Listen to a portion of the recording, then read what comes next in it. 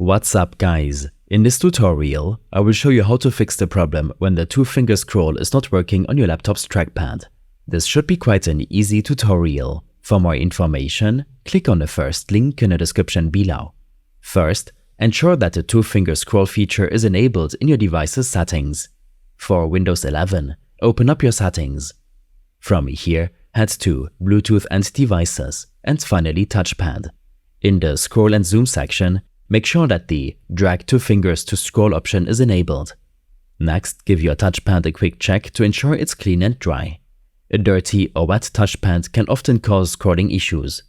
Use a soft, dry cloth to gently wipe the touchpad and make sure there's no moisture affecting its functionality. Additionally, check for any app-specific issues.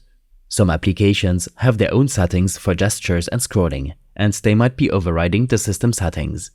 For example, games or emulators that are running on your PC might disable the two-finger scrolling feature. Ensure that the app you're using supports two-finger scrolling and that the feature is enabled within the app settings.